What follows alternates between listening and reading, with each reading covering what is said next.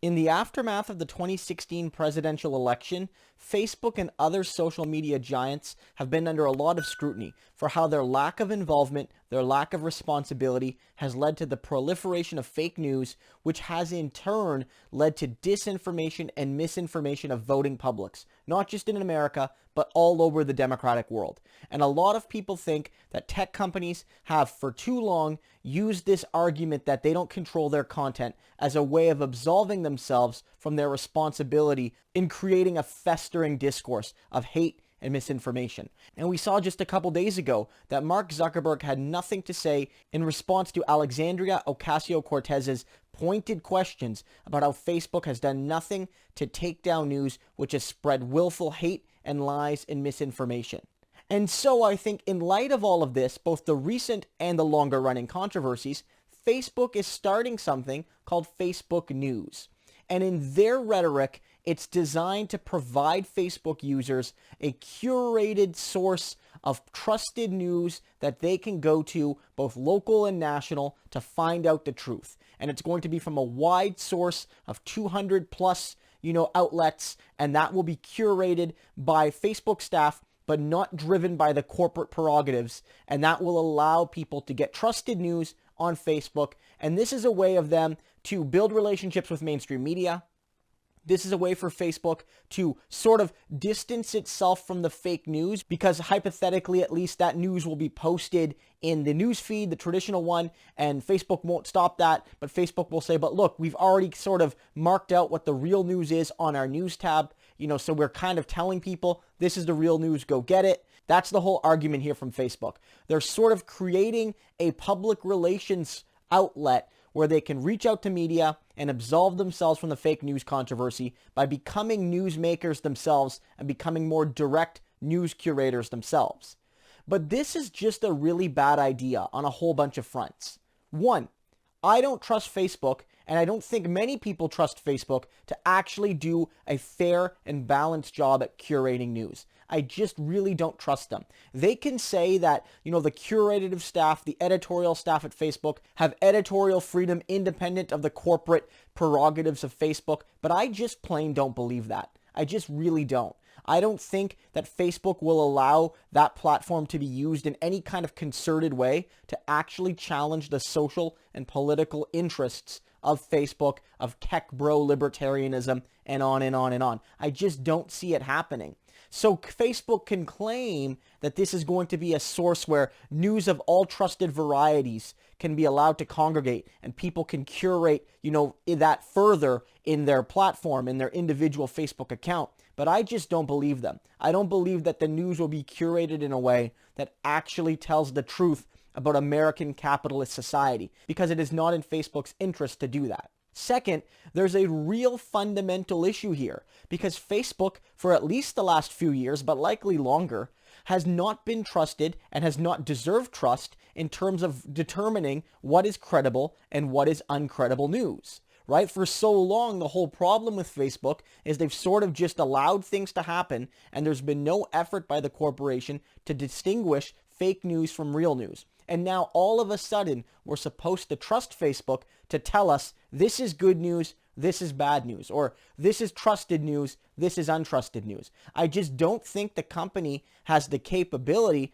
to do this with any sort of credibility. Further again, we've gotten a little bit of news on the type of sources they will be including in this Facebook News tab. And one of the sources is Breitbart. Now, Breitbart is widely read on the conservative sphere in America and beyond it, so it is certainly a source of importance, but it is not news. It is largely filled with hateful pieces, with discriminatory pieces, pieces that violate the community standards of Facebook in so many ways, and that's just the articles, let alone the comments that, Breitbart readers leave below the pieces. Fundamentally, when you mark this type of source as trusted, Facebook now takes ownership for that source. It's not just that Facebook allows individual users to post a controversial source on their timeline. Facebook could at least hypothetically, although I don't want to defend the company, but could at least hypothetically say, well, look, somebody posted that, but we don't endorse what they post. But if they mark Breitbart as trusted, and Breitbart publishes pieces which are dog whistle attacks on minorities or women or LGBTQ people or what have you, then Facebook is saying that is trusted news. Facebook is legitimizing far-right sources of hate. And that's what got them in trouble in the first place, is that in their effort to not play favorites, quote unquote, they effectively played favorites with far-right sources by allowing them to have equal legitimacy within Facebook algorithms to some of the biggest news sources in the world, some of the most trusted news sources in the world. So on that front, Facebook is already demonstrating in their list of sources that they're not going to actually provide a curated source of trusted news, but that the list of sources they choose could be fundamentally biased. 100%. We don't know if they're going to include quote-unquote left-wing sources. We don't know the full list yet, but from what I hear right now, including Breitbart alone, fundamentally spoils the pot in terms of what kind of curation we can expect from Mark Zuckerberg's Facebook in terms of what they value for news.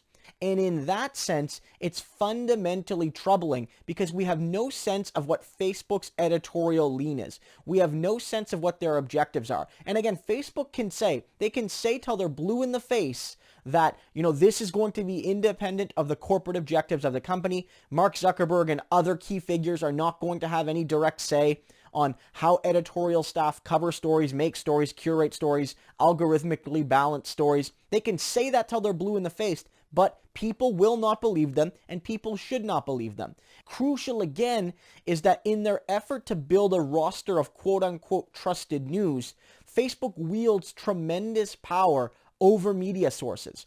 Now, Facebook again can say that, hey, we're not going to pick favorites. We're picking good, balanced sources, even though Breitbart is one of them, which is BS. But we're going to do that, and our editorial staff will decide, and that will be free of interference from the corporate side. But again, I don't think people are going to believe them, and frankly, I don't know if news sources will believe them either. And there's a real risk for content chill that may or may not offend the powers that be at Facebook. Because if you want to be included in this tab, you have to be among the curated sources. And to be among the curated sources, Facebook decides. And even if those editorial staff are distinct from the corporate staff, fundamentally, there's always going to be a risk, real or perceived, that news critical of Facebook or critical of the general industry objectives of Facebook and its fellow companies, or of tech libertarianism, or political candidates who may have ties to people like Mark Zuckerberg, or political candidates who are in opposition to people like Mark Zuckerberg. Any one of these stories that you go on the wrong side of Facebook and its objectives, you might worry, will this get us removed from the curated news tab? Will this get us blacklisted? Will we lose readership? Will we lose views? Will we lose influence? Will we lose legitimacy because Facebook has decided, whether or not it's for legitimate or illegitimate reasons, that we are no longer a trusted news source? What if we write something negative about Mark Zuckerberg? What if we write something positive about one of his opponents? What if we write something about how the Facebook curated system is actually bad? What if we write something about how it's good? How do all of these things, real or perceived, influence our position within the curative process?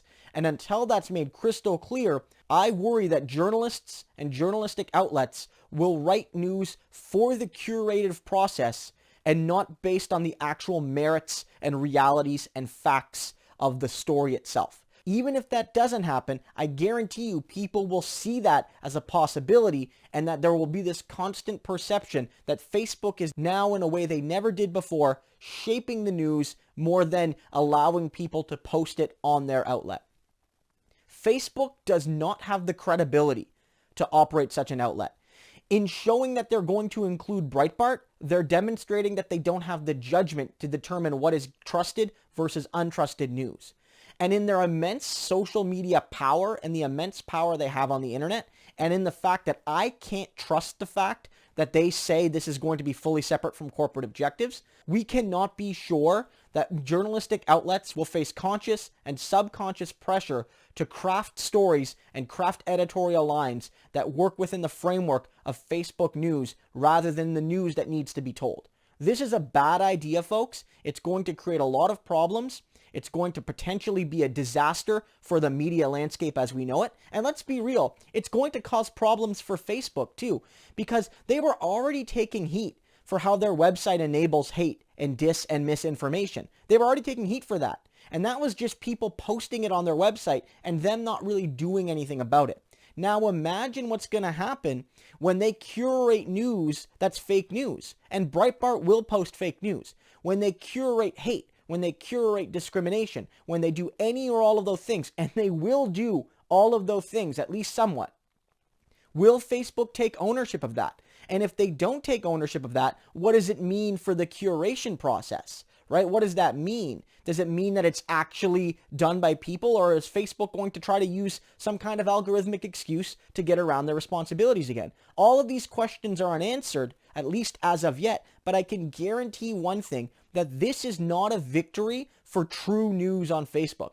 This is yet another attempt for Facebook to try to elude its responsibilities on the one hand and try to craft media narratives that serve its broader corporate and ideological interests on the other.